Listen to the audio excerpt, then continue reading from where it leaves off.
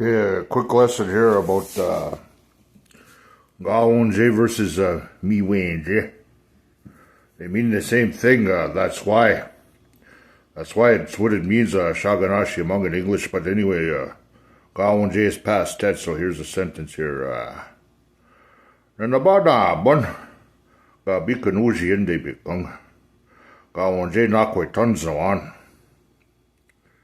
So that gaa-onji nakwe-tunzawan is, that's why I didn't answer. So, they're just telling a person you're sleeping at that time that they phoned. So it's past tense. They're going to say mii-wenji. Wenji is a changed form of onji. And in this way it means reason. But onji, wenji also means where you're from. It has a different meaning in that context. But in this meaning it has to do with the reason of something. So I can say, Nigi buona shim, gabigi jik bijanago. Ema, gawiko indawan gaga.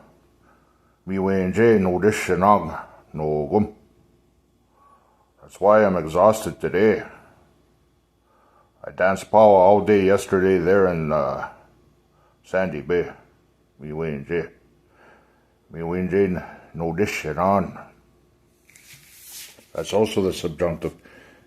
Notice that you have to use the subjunctive, the subordinate clause, when you use that gaa-onji or mii-wenji.